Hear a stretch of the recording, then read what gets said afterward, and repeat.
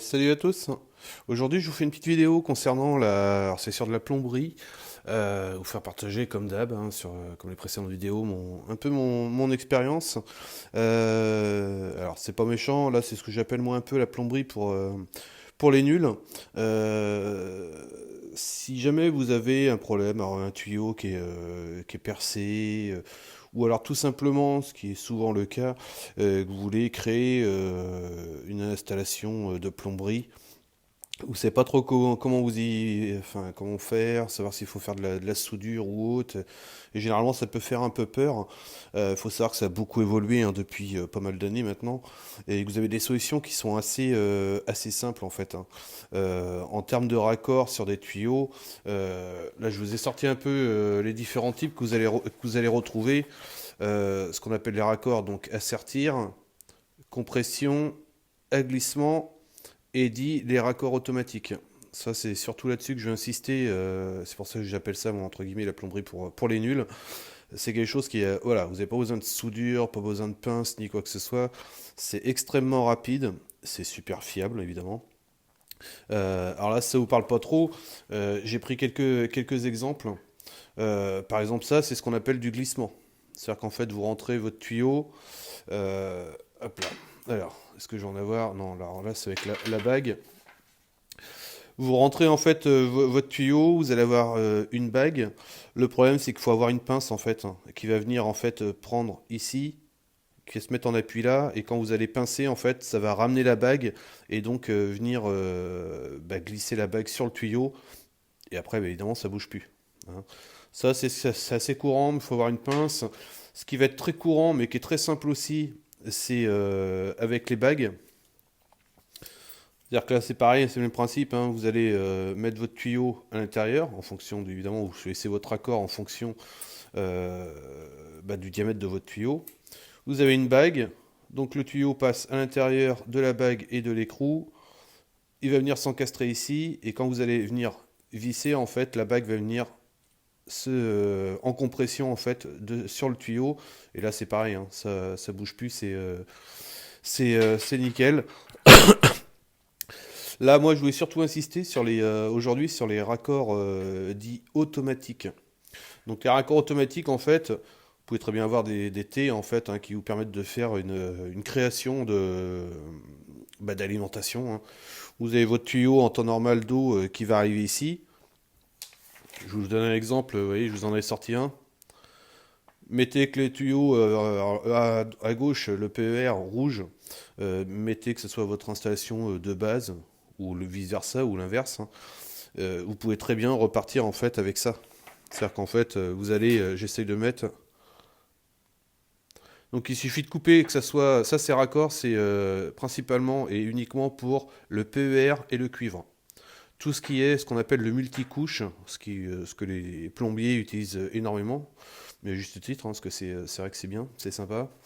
C'est ce qui se trouve en fait pile poil entre le PER et le cuivre. En fait, quand vous achetez ces raccords-là, donc le seul inconvénient, c'est que c'est ce qui coûte le plus cher. Vous voyez, vous achetez un paquet avec deux raccords comme ça, vous êtes en moyenne à 12, 13 euros à peu près, hein, les deux raccords. Maintenant, c'est vrai que c'est simple et vous allez gagner du temps. Le principe, il est assez simple, hein. Vous avez votre tuyau, toujours faire attention que ça soit du cuivre ou du PER, que ça soit coupé super proprement, c'est-à-dire bien droit, pas en biais, parce que là vous risqueriez de créer une micro-fuite en fait, hein.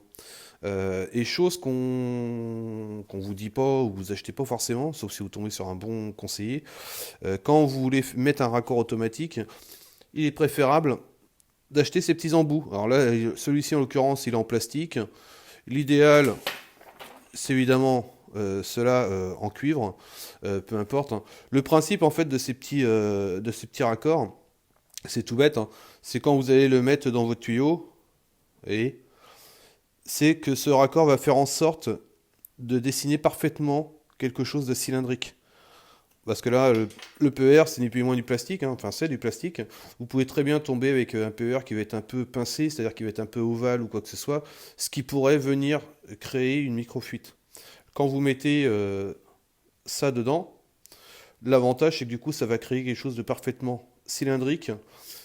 Et justement, quand vous allez pouvoir venir l'enclencher, il n'y a pas de souci. Je vous donne un exemple, par exemple concret. Bon, alors là, en l'occurrence, vous avez tout dans ces raccords-là, hein. Là, c'est un bouchon. C'est-à-dire que vous avez coupé une alimentation, soit parce que vous vouliez y revenir plus tard ou autre. Vous pouvez très bien mettre un bouchon. Donc là, j'ai pas mis l'embout noir, hein, on est d'accord, que je viens de vous faire voir, mais c'est juste pour la démonstration. Mais il suffit juste, voilà, de le mettre dedans. Donc là, j'ai juste enfoncé et je vais appuyer. Et là, c'est bon, c'est fait. L'avantage avec ça, c'est que si jamais vous voulez récupérer les raccords, c'est possible. En fait, ce qui se passe, c'est qu'à l'intérieur, je ne sais pas si vous allez le voir sur la vidéo, j'essaie de vous faire voir. Voilà, vous apercevez des petites griffes.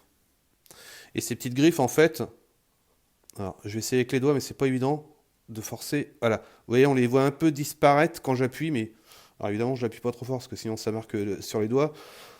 Ça vous permet de venir déconnecter. Alors là, c'est pas évident parce que je suis en train de filmer, mais vous avez des bagues qui sont vendues express, ces petites bagues en plastique, hein, qui vont faire la moitié entre guillemets du tuyau, qui sont vendues en fonction du diamètre de votre tuyau. C'est-à-dire si vous avez du 16, vous achetez une bague de 16. Cette bague va venir ici. Vous allez venir l'appuyer sur cette partie-là, là où j'ai mon pouce, et ça va venir déconnecter. Si vous n'en avez pas, vous pouvez le faire éventuellement. Alors, quand vous maîtrisez un peu, hein, vous pouvez venir le faire avec une pince multiprise qui va venir uniquement en appui, vous voyez, sur la partie plastique que je viens de vous faire voir. Alors là, j'essaie de vous faire voir, mais c'est pas évident avec le... Voilà. Vous voyez? Là, j'ai réussi à le déconnecter. Bon, voilà, ça c'est la petite astuce, vous êtes pas obligé, mais vous pourrez toujours les récupérer. Donc l'avantage avec ça, c'est que vous pouvez, ça existe dans tous les diamètres, il n'y a pas de souci, là en l'occurrence c'est du 16, mais si vous avez du 12 ou autre, que ce soit pour un lavabo, vous avez un tuyau de cuivre, un vieux tuyau de cuivre qui a percé, soit effectivement vous remettez un coup de soudure dessus, enfin vous le brasez, etc. Soit vous voulez récupérer ou créer une autre ligne, alors vous pouvez vous en acheter deux, hein, ligne eau froide et eau chaude, et vous recréez une sortie, hein. C'est-à-dire que votre tuyau principal, il arrive ici, vous le coupez, tac, vous enquillez cette partie-là, vous faites repartir avec l'autre morceau du tuyau, et ici, évidemment, vous recréez, vous faites ressortir votre nouvelle ligne d'alimentation pour un lavabo, un lave-main, une baignoire, enfin peu importe ce que vous voulez. Ça, c'est l'avantage. C'est pour ça que je voulais vous faire une petite vidéo là-dessus, parce que c'est extrêmement simple, hein. Alors, je vous rassure que ça soit la jante féminine ou masculine, enfin, moi j'ai eu affaire à des personnes dans mon métier qui n'y connaissaient absolument rien, qui avaient un peu peur. Il suffit de bien prendre le temps de leur expliquer comment faire, etc. Et elles ont toutes réussi, quoi. Hein. Je vous dis, la seule chose qu'il faut faire attention, généralement, c'est éventuellement les retours que j'avais, c'est, vous voyez, j'ai une petite fuite, etc. Et généralement, c'est parce que c'était mal coupé, c'était pas propre. Et forcément, la connexion, bah, ça créait une micro-fuite.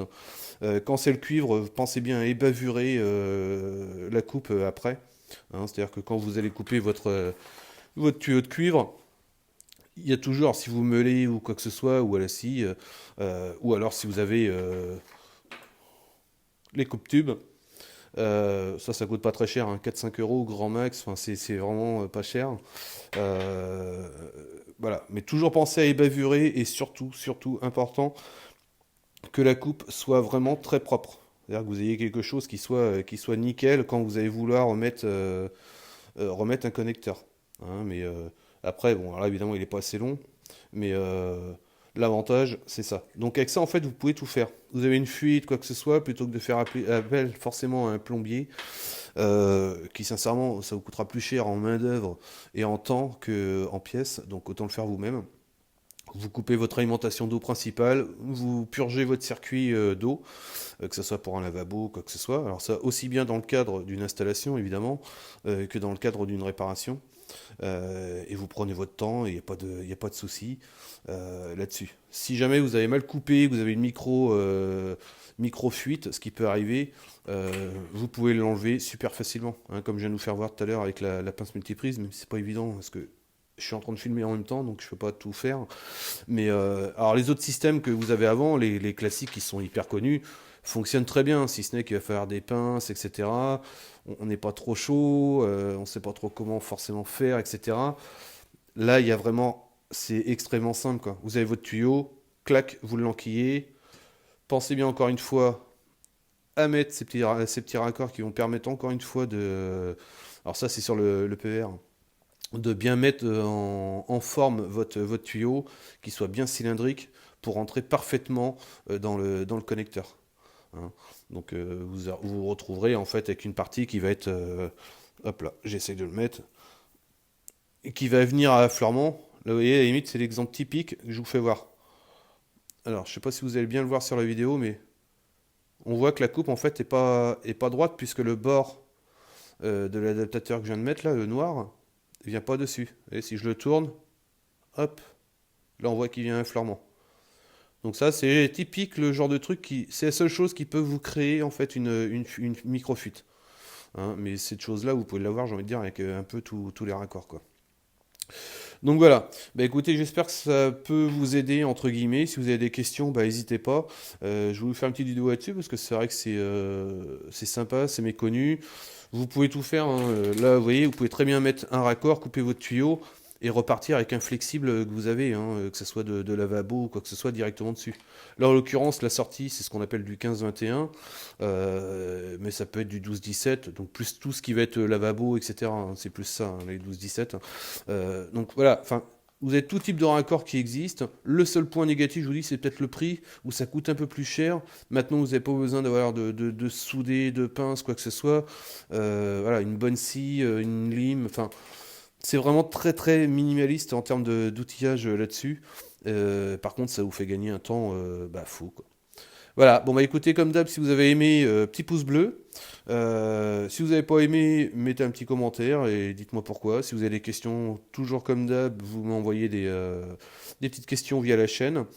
Encore merci pour tous vos abonnements, ça fait super plaisir, et encore plus les commentaires que je reçois qui sont plus que positifs. Donc ça fait plaisir. Bah écoutez, je vous dis à une prochaine pour une autre vidéo. Salut à tous!